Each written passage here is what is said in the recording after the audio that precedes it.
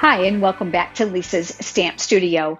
I'm going to teach you the herringbone technique today. Rather than trying to describe it, I think it's easier just to show it to you. This uses scrap pieces of designer series paper to create a beautiful grid pattern. I'm going to walk you through the entire process and give you lots of tips along the way. I also have another sample to share with you that uses different papers. If this is your first time visiting my YouTube channel, I would love to have you subscribe. Make sure to click that bell icon and click the word all that's below it. That will ensure you'll receive notification when I'm live right here on YouTube, as well as when I share a new video. Let's head over to the stamp table and let's get started on today's technique card.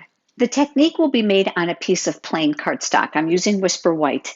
Mine measures 3 3/4 by 5 inch, simply because I chose designer series paper that's 6 by 6. So keep in mind, if you're going to be doing a larger card, you can use 12 by 12 designer series paper to make sure you have ample sized strips for that layout. I've cut 3 different patterns from the exact same package. This designer series paper is called Playing with Patterns. Very simple, abstract designs that are great for all types of cards. I cut about 9 of each of these strips, and mine are 1/4 inch wide by 6 inches long. You can make these strips wider, which means you're going to have less to fill in than I'm going to be doing today. I'm going to be using the silicone craft sheet underneath my cardstock for this technique because we are going to lay adhesive over the entire area here. I do not recommend liquid glue because it will dry too quickly. I'm going to line up my designer series papers in the order in which I want to lay them on my card. So I'm going to do my dark Night of Navy polka dots first, and then I'll do my crushed curry stripes, and then of course this striped pattern last. I'm going to be using the Stampin' Seal, and I'm going to cover this entire piece of cardstock. Make sure that you work all the way to the edges. The great thing about the silicone craft sheet is that liquid glue, hot glue, and adhesive will not stick to it. That's going to ensure that your work surface stays sticky free. The Stampin' Seal is a very strong, sticky adhesive. You're going to want to make sure that you hold the back end of this cartridge up higher than you normally would other adhesives so that it can dispense well. The first step is to make the grid pattern. I'm going to use the Night of Navy polka dot pattern to start my grid. I like to start on a diagonal first. You want to make sure that designer series paper is going to reach past the outside perimeters of your cardstock. I'm going to take another one now, and I'm going to create quadrants on either side of this. It does not matter where it's going to go, but you want this nice straight edge here to butt up right against the edge of this designer series paper. So I'm going to place mine here, and then I'm going to tack that down. Remember, the background is very, very sticky. And then I'm going to take my scissors and I'm going to cut away that excess. I don't throw these smaller pieces away as I cut them because there's still a straight edge here, which is going to allow me to fill in another quadrant here. And I'm going to place that other one just off center. Now that we have the sections made, it's a matter of filling in. So you're going to go to your next pattern, and I'm choosing to use the crushed curry. What you're going to do is you're going to border this next pattern paper on both sides of that first strip.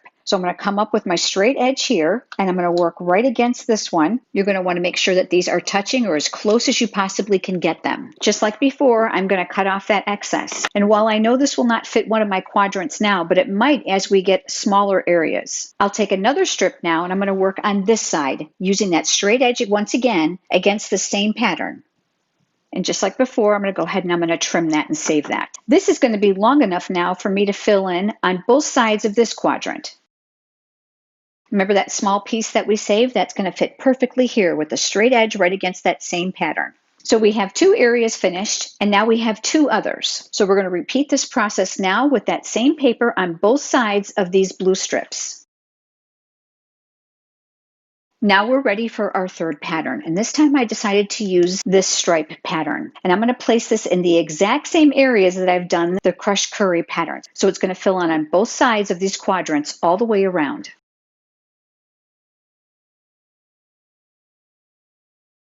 The great thing about the silicone craft sheet is you're able to pivot your project so you don't have to touch the sticky surface. Now we're going to repeat the pattern. So you can see we started with the polka dots, and then we went to the vertical lines and then the stripes. So I'm going to go back now to the polka dots and fill in those quadrants once again. I'm going to go ahead and complete this, and I'm going to talk you through the small areas that are going to be left over. And then I'll discuss how we're going to trim and mount this.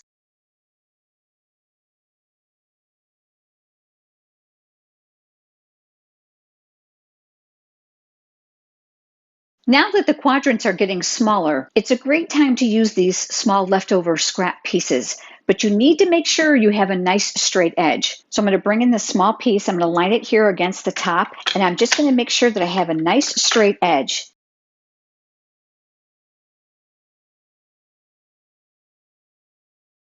Now we have the whole thing filled in, but if you look closely, you're going to see that there's a couple small areas here, and there's a few things you can do. I like to use liquid glue. You could obviously cut this cardstock a little larger than you want, make sure that it's well secured, and then you can trim it. I am going to caution you though, if you have any areas that are exposed like this that have adhesive on it, and you put it in your trimmer to trim it, you could have a sticky mess to clean up. So what I'm going to do is I'm going to use my liquid glue. I'm going to open it up and I'm going to make a small little puddle right here in the corner of my silicone craft sheet. You might recall that I said liquid glue and hot glue and adhesive will not stick to this. So once this dries, it will turn opaque and I can rub it right off. Because I want to make sure that I only have a small amount, I'm actually using the tip of this glue to add glue right here. Then I'm going to take another straight edge of what's left over and I'm going to fill this in. Now I have another suggestion for you. We're going to let that sit and dry and then we're going to rotate this because you're going to see there's another really tiny area right here. I am not going to fuss with that, but I am going to rotate this and you're going to see that my next pattern would be the crushed curry. I am going to add a little bit of glue right here and I'll take my straight edge and I'll fit that right inside of here.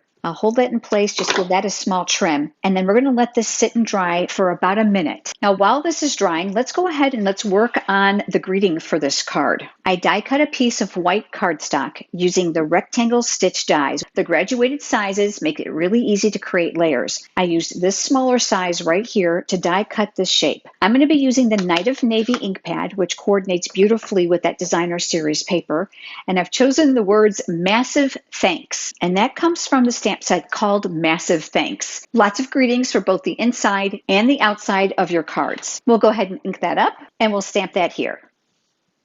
Now it's time to trim. I'm going to flip this over and I've got a dedicated pair of scissors here in the Stamp Studio that I use for sticky things. So if there's any adhesive hanging off the edge, it'll fall here on my scissors and not on my trimmer. I can clean these when I'm finished with Glue Gun and a cotton ball. You'll want to lift up the cardstock and you are going to use this white cardstock edge as a guide for your scissors. So we're going to come right along here and we are going to trim away the excess designer series paper. And we are going to do that around all four sides. Now that this has been trimmed, I'm going to turn it face down on my work surface and I'm going to rub just to make sure that all those strips are tacked down well. I've cut a piece of crushed curry cardstock. This measures 4 by 5 1/4. This is where this is going to get layered. I wanted to play up some of those gorgeous colors. Just like before, I'm going to use that silicone craft sheet to add adhesive to the back side. This now will get adhered here in the center, leaving a small border all the way around. My card base is Night of Navy. Again, to coordinate, I did score it in half right before you joined me. I'll be using my bone folder for that nice crisp edge. And then once again, we're going to add adhesive to the back side. This now will get adhered here vertically, leaving a border of that Night of Navy cardstock showing. Remember that greeting? Well, I didn't want to hide that beautiful background, so I'm just going to flip this over and we'll add several dimensionals to the back side. I'm going to use my Take Your Pick tool with the paper piercing tool attachment to help me remove those paper backings. And here's a tip for you. If you have any areas that are peeking through, it is a great way to embellish and hide them. So if necessary, you can place this near one of the outside edges. It looks great no matter where you put it. Because this side looks less impressive to me than this side, I'm going to go ahead and add my greeting today over here on the left, just above the halfway point. The card I created before you joined me has the greeting on the right, but I did promise you one other card. This is the exact same designer series paper, just different patterns. And to play up that greeting, I created just a designer series paper arrow just using my scissors, nothing fancy. If you don't already have a Stampin' Up! Demonstrator and you are interested in receiving a copy of the current annual catalog, head over to lisasstampstudio.com and click on catalogs where you can request one there. I would love to know which of these two card styles is your favorite. Leave me a comment below. And while you're there, if you have liked today's video, please give it a thumbs up here on YouTube, which is a like. It certainly helps. I look forward to seeing you next time. Have a great day.